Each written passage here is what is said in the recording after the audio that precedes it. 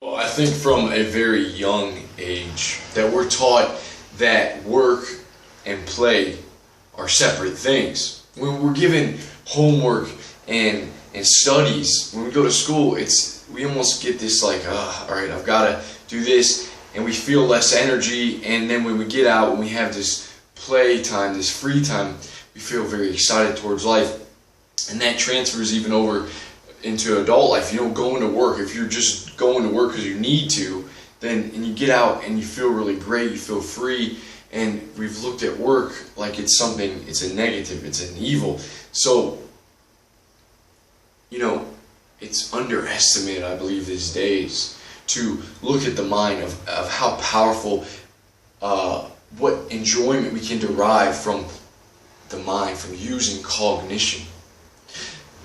The organ of enjoyment. It's the organ of enjoyment. Instead of just coming home after 8 hours, it's very natural to think that we just want to relax and sit on the couch, but we don't really understand how much enjoyment we can get out of this thing. It's why way back then people were, philosophy was huge, looking out on the night sky. They're just thinking about what this life is about, letting the mind work things out, and then you make these connections, and you really just get such a great feeling by using the mind, right? By solving crossword puzzles, by playing games, by using memory, by remembering Bible verses, by remembering quotes. People love doing this. It brings satisfaction when we use our brains. Reading books, right? What did Socrates say? He said, employ your time in improving yourself by other men's writings, so that you shall come easily by what others have labored hard for.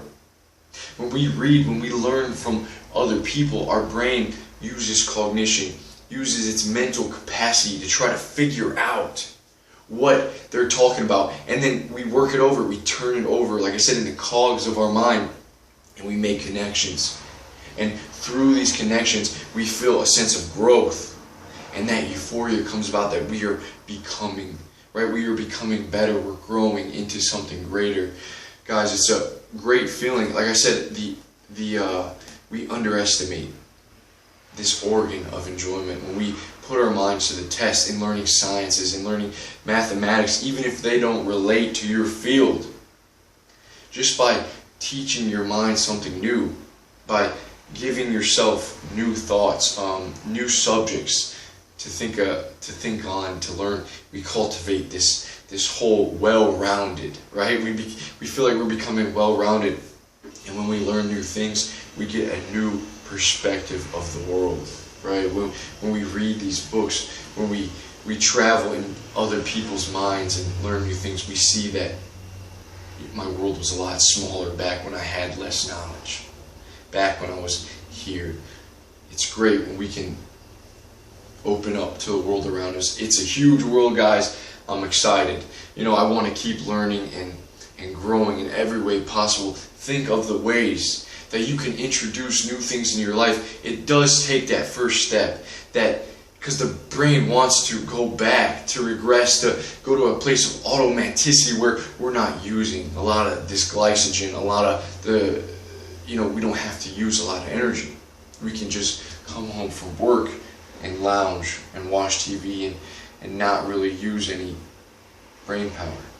But that's where the enjoyment is. And remember, when we can start looking at work as play, as these games that we play in our head, as something to learn, we can start to enjoy it even more.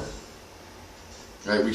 When we start to understand that we can use this thing, it's so, alongside the bodily pleasures, taste, smell, sex, music, whatever it is, the brain, guys, has the capacity to make us feel incredible, like incredible, super powerful human beings. So, I'll see you guys soon.